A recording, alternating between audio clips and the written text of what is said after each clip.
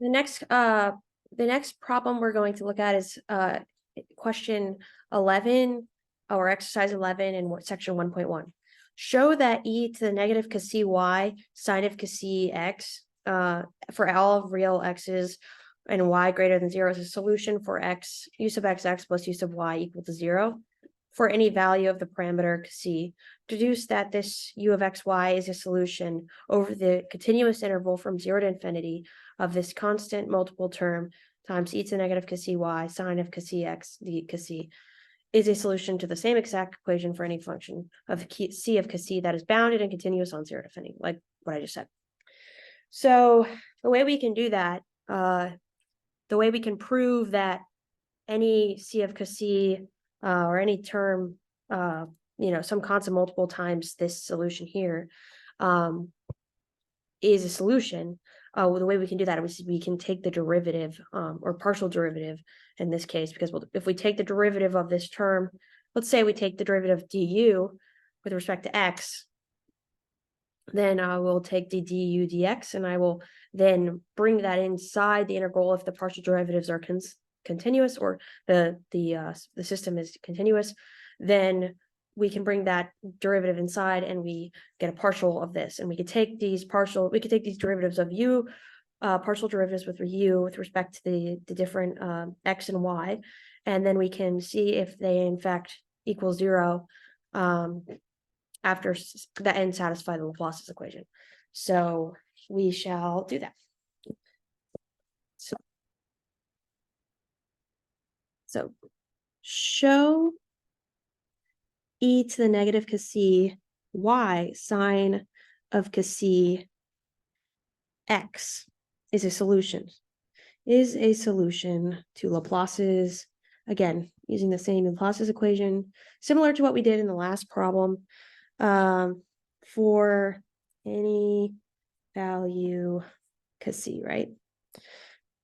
So we wanted to deduce that any c of c is a solution.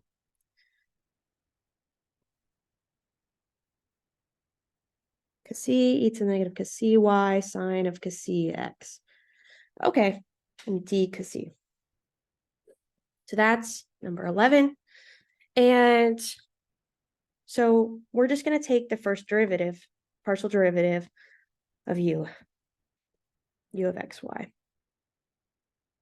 And when we do that, we can just say d dx of this term, c of c e to the negative c y sine of c x d c.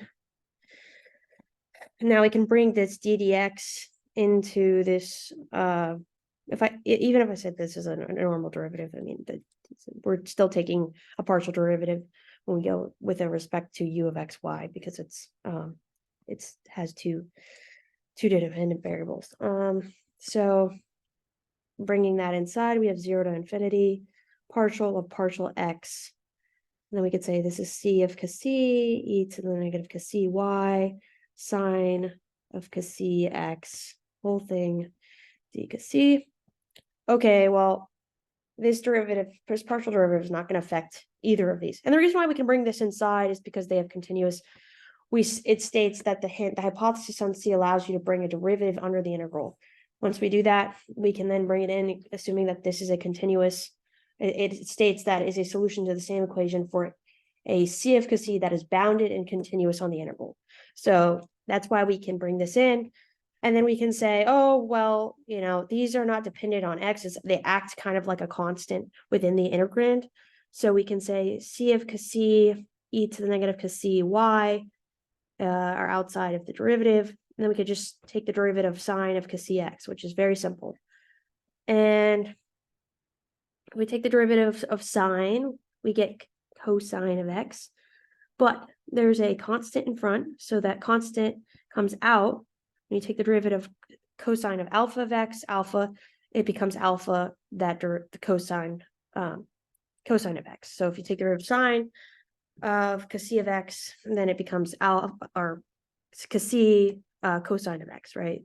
So this becomes c cosine of c x. And then we still have the integrand. So that's that's what u sub x looks like. Okay, cool. Then we have, we're going to take the second derivative and we can say, well, we can rewrite this term here, actually. We could say that let C prime of Cassie equal Cassie C of Cassie. So we just collect these terms here and here. And we are now going to call that C prime of Cassie. So Ux then becomes 0 to infinity C prime of Cassie e to the negative Cassie y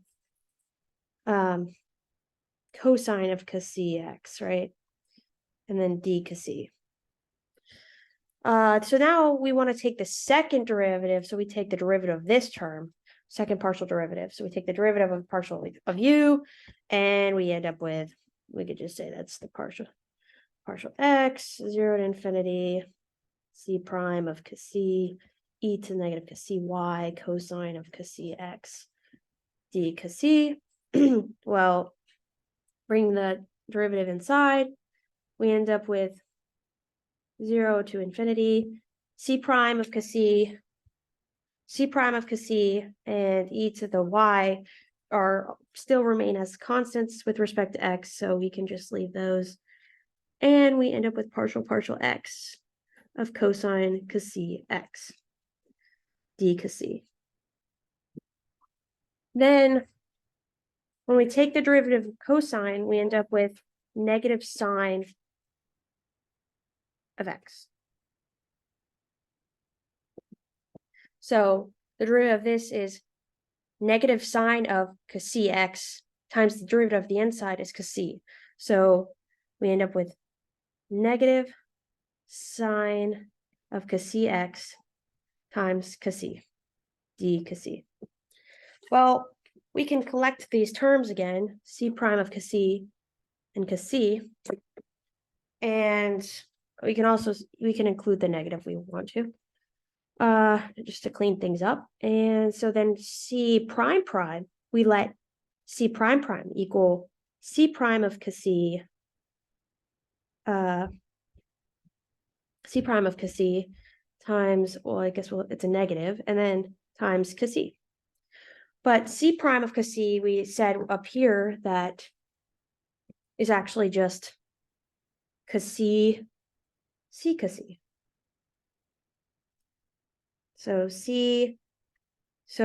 substituting C prime back in, we end up with negative C Cassie, C of Cassie times Cassie. But that's really just negative Cassie squared, C of Cassie. So then we can just rewrite U of XX, and we could say, hey, we can find, we could rewrite U of,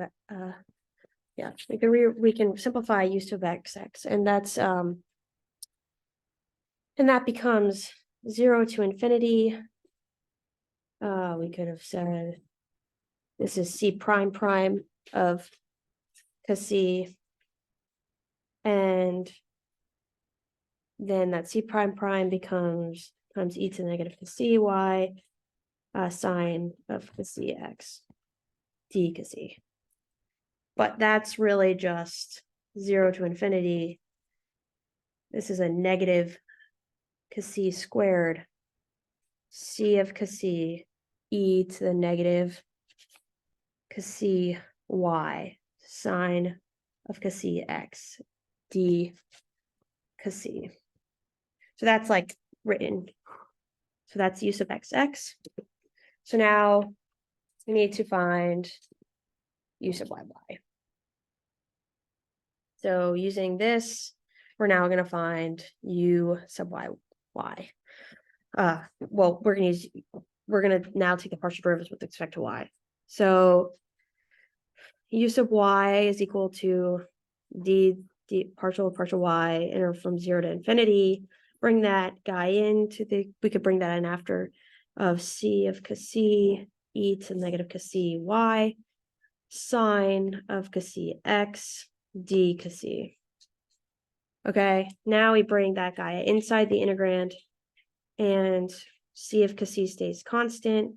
Sine of c x stays constant because now we're talking about y, and then we take the derivative of e to the negative c y, and that becomes, we could just, I guess we can rewrite, whatever. We can write negative c y d c, but then we can rewrite that again. Sine of c x, derivative of e to the negative ax becomes a negative a, it's e to the negative ax. So derivative of this would be like e to the alpha x becomes alpha e to the alpha x. Okay, so similarly, we'll say alpha here is equal to negative c, right? So anyways, so that becomes negative c e to the negative c y d c. Well, I just want to clean things up like I did with the other terms, and I'm going to say, hey, we're going to let c star equal negative c, negative c, yeah. Okay. Negative c of c, right? So then we let c star of c equal negative c of c times c. So then that really, that's fine. Okay, and then so we let c equal to c negative c. And then we need to take the second partial of u sub y. So this is, I guess we can rewrite u sub y using the c star first.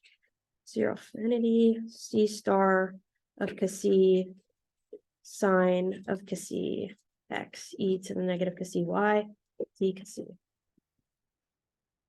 So we rewrite that in terms of c star, and this is the first one. This isn't the second term.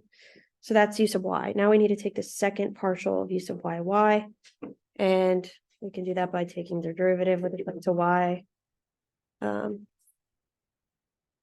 We end up with c star of c sine of c x as constants with regard to the derivative, partial of partial y of e to the negative c again, and d c, and bring that in, and we have 0 to infinity partial of partial y. Oh, we already brought to that. So then we take the derivative of this term again, as I said before, the derivative of e to the, and alpha is alpha e to the alpha x, and so this becomes c star of c sine of c x, and this becomes negative c e to negative c y d c. Well, we could then combine like terms again, and say c star, let c star of c equal c star of c negative times c. And we can rewrite u sub y. We could say that that's just the integral from 0 to infinity of c star of c sine of c x e to the negative c y d c. But c star is really, we can rewrite this where we write that c star is really negative c of c. So negative c of c times negative 1, because that's right here, times c. This becomes c of c. So it becomes c squared, positive c squared, right? Yeah, times the c. I think there's a c missing, so c. So that's how that becomes. So if you substitute this guy for c star here, then you get c squared c of c. That's essentially what you get for c star. And so we can plug this c squared back in, positive because the negative times the negative is positive. Cos squared C of cos sine of cos x e to the negative cos y d cos. And that's from 0 to infinity. So this is u sub y. Well, isn't that interesting? So we found u sub xx, found u sub y. The original problem we were looking at was Laplace's equation, u sub xx plus u sub y equal to 0. Well, if I look at these two terms here, this is negative and this is positive. They have cos squared, C of cos e to the negative cos y, sine of cos d cos. So when you sum those together, you end up getting 0. They cancel out. This is the negative of this term. So we have in fact proven that u sub y plus u sub xx is in fact 0, and that this, the constant multiple of the solutions of this, is in fact solutions all across the bounds, assuming that that C of cos is continuous and across the interval 0 to infinity. So we have proved that u sub xx, this term here plus this term here, does in fact equal 0. Laplace's equation has been solved. Proved.